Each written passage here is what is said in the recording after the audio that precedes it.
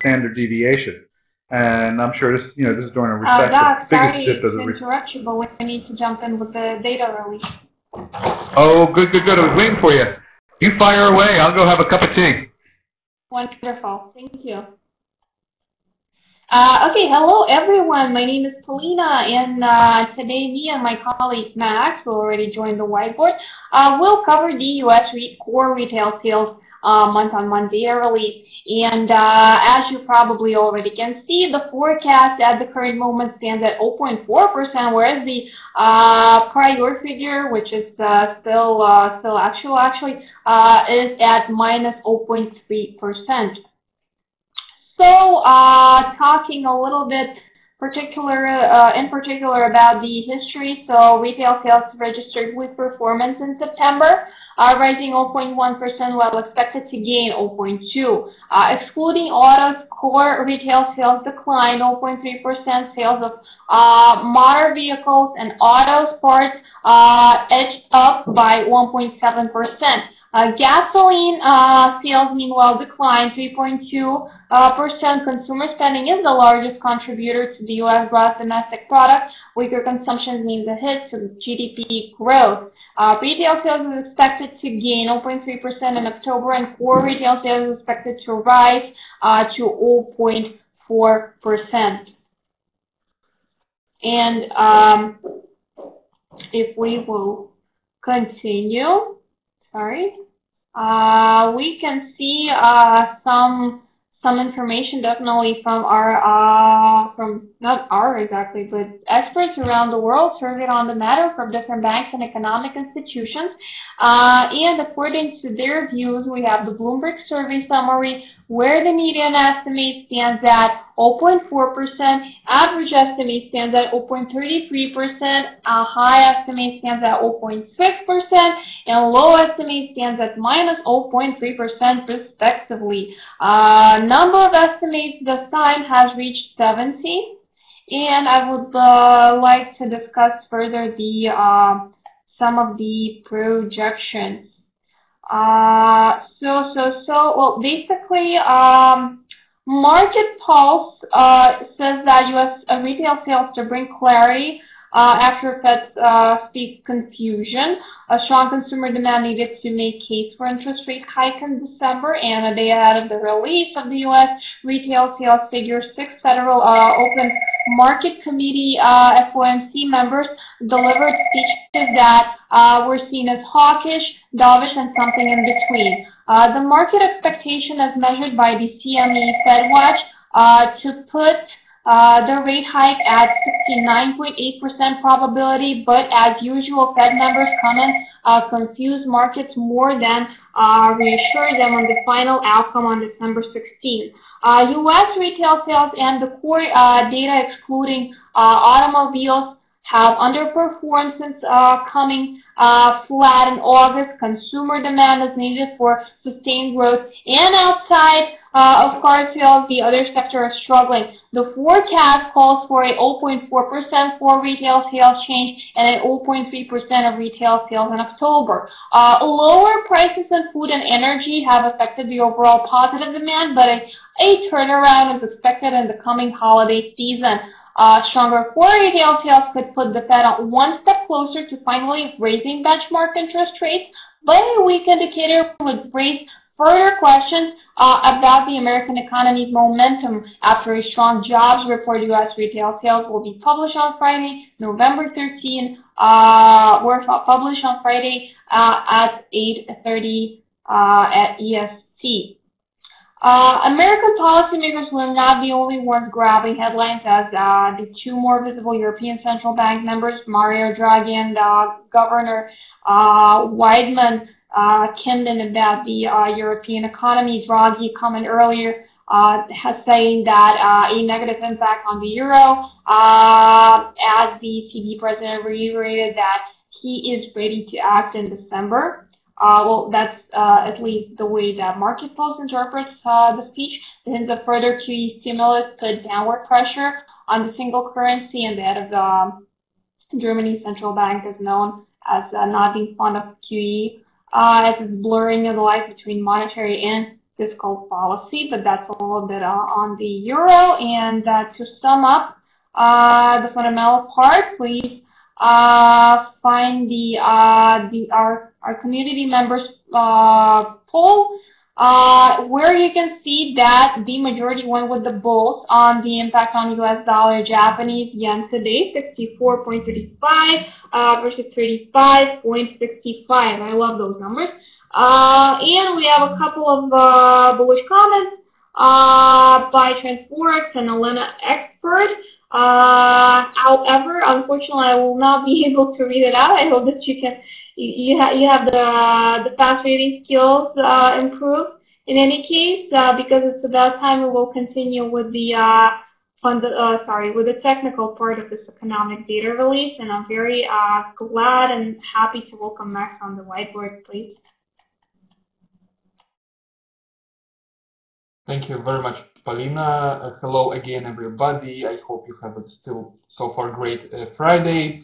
Yes, we are discussing the U.S. retail sales data today. Actually, the core reading, we'll discuss it a bit more. And since we have quite a positive expectation for October, the average estimate stays at 0.4% increase on a monthly basis after a decline in September. We have the positive surprise trading strategy today. Also, I would like to mention that some financial institutions, as just Polina has already said, project even higher increase in retail sales in October. For instance, JP Morgan Chase, Nomura, and Societe Generale, they expect even a 0.6% increase in the core retail sales in October. That's why, yes, we have the positive surprise trading strategy today and the cable for discussion. As you can see, this currency pair has a very distinct bearish sentiment at the moment, bearish on the sterling or bullish on the US dollar right now. Now, more than 61% of all trades go short on the UK currency and go long on the US dollar.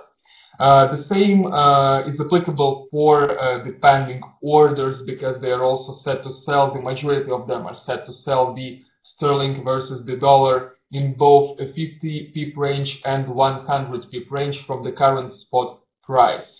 Concerning market sentiments provided by other market participants, as you can see, 2 out of 3 of them also suggest that the pound is going to lose value against the buck in the nearest future, of course. So speaking about more about the trading strategy itself, as you can see, the pair is trading at 1.5218 level at the moment, and as usually to project the possible market reaction after the data is going to be published in around 2.5 minutes from now.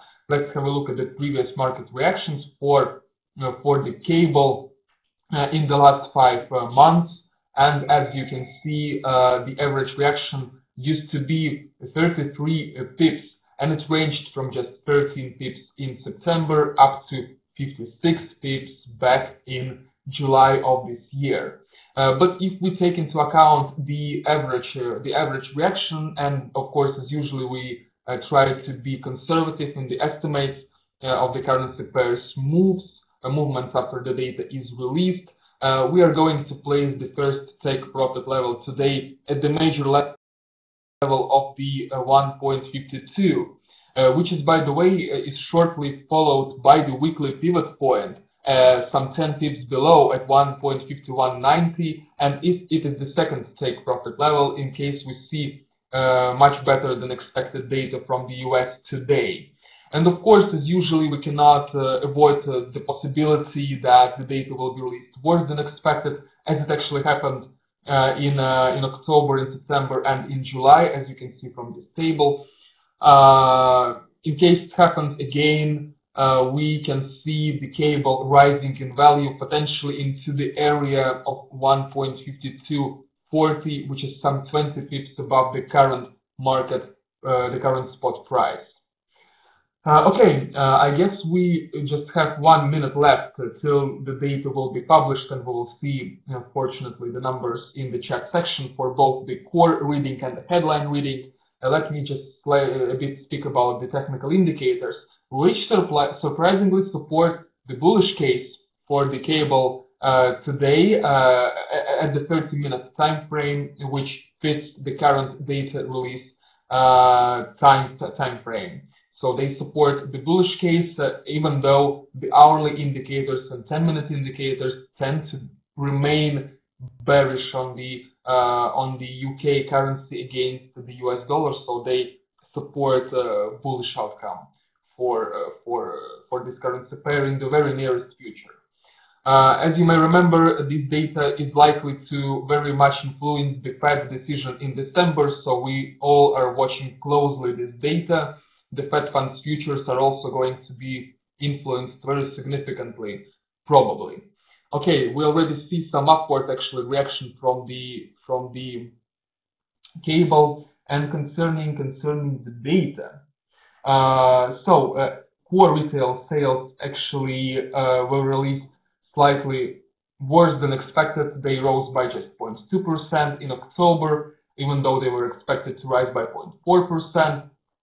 And it is still a growth after a decline in September. We have seen in September. Concerning the headline reading, it is also published slightly worse than expected. By the retail sales on the headline reading, which include actually the car sales in the US, rose by just 0.1% in October. Concerning the one more portion of the data from the US, the producer price index, I think it was the main data which disappointed us today, and that's why the cable has been rising and the dollar value has been decreasing. As you can see, the PPI index declined by 0.4% in October, even though it was forecasted to rise by 0.2% after a decline of 0.5% in September. So it's a big miss from that point of view, and possibly the main driver of the current developments, of the current movements of the cable.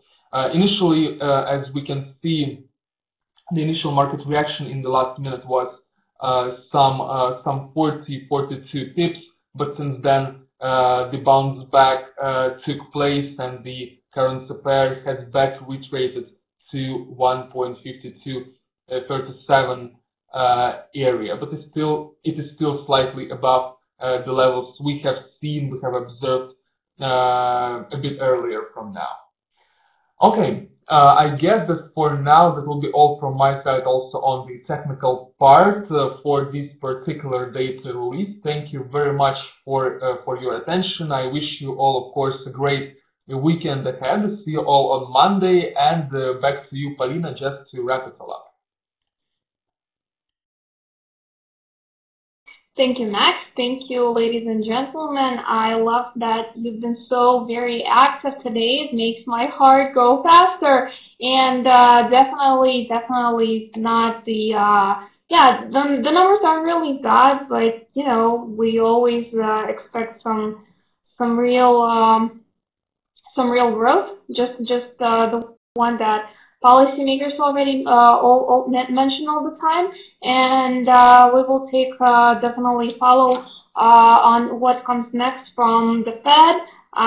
In case if you have guys out there, your views on when exactly the Fed will act in terms of the rates, definitely post them in the chat section. What do you think about the data? How do you interpret it? Definitely share your thoughts with us. We'll be very happy to discuss it further. However, I would not like to spend any more time of Doc Dow's precious webinar on the algo wars. Doc, I hope you're not really far from there with your team. And no, right here. Oh, cool. So if you're ready to rock and roll with the algos, then yes, just hit it. All right. Thank you, Polina. Thank you, Max. Yeah, the numbers. That's all we do is chase the numbers. I know it's you know, it'll be nice in about 9 or 10 months, maybe, I don't know, 12, 14 months, where the numbers will mean something again, much more than what they mean now. But we have no choice. We have to pay attention to the numbers because they